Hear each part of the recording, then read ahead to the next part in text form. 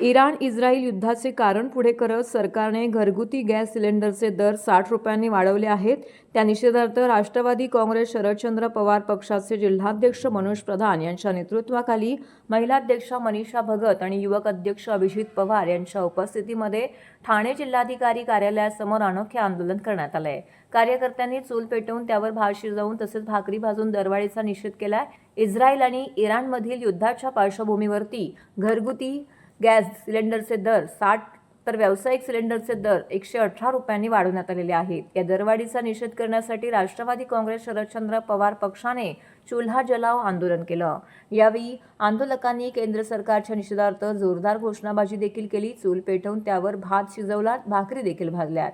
या प्रसंगी मनोज प्रधान म्हणाले की अमेरिका ठरवेल ते आपल्या देशाचे धोरण झालं आहे, त्यामुळेच युद्धाच्या पार्श्वभूमीवरती ही दरवाढ करण्यात आलेली आहे। या युद्धाचा अंदाज आलेला असतानाही सरकारला नियोजन करता आले नाही का? यावरून या सरकारची धोरणं कशी तकलादू आहेत हे स्पष्ट झालं आहे। या दरवाढीमुळे सर्वसामान्यांच्या घरातील बजेट पूर्णतः कोलमडून पडणार आहे। एकीकडे महिलांना लाडकी बहीण म्हणायचं तर दुसरीकडे महिला दिनाच्या एक दिवस आधीच दरवाढ लादून दरवाढीची ही भेट द्यायची, हे खपवून घेतलं जाणार नाही। या आजचे आंदोलन प्रातिनिधिक असले तरी महागाई विरोधात आमचा लढा हा कायम राहील। अमेरिकेमध्ये युद्ध सुरू आहे तर दुसरीकडे भारतामध्ये महागाई वाढताना पाहायला मिळते। गृहिणींचा जो काही आर्थिक बजेट आहे तो कोलमडताना पाहायला मिळतो, कारण गॅस सिलेंडर जो आहे तो महागलेला आहे। उद्या महिला दिन आहे आणि या महिला दिनीच्या एक दिवस आधीच या महिलांना परत खड्ड्यात घालण्याचं काम या केंद्र शासनाने केलेलं आहे। आज घरगुती गॅस 60 रुपयांनी महागला आहे आणि कमर्शियल गॅस 118 रुपयांनी। म्हणजे तुम्ही म्हटलं तसं की आज 5-6 दिवस झालेत या इराण वॉरला आणि ऑलरेडी आपले पुरी साहेब जे आपले मंत्री आहेत ते म्हणतात की आमच्याकडे मुबलक साठा आहे।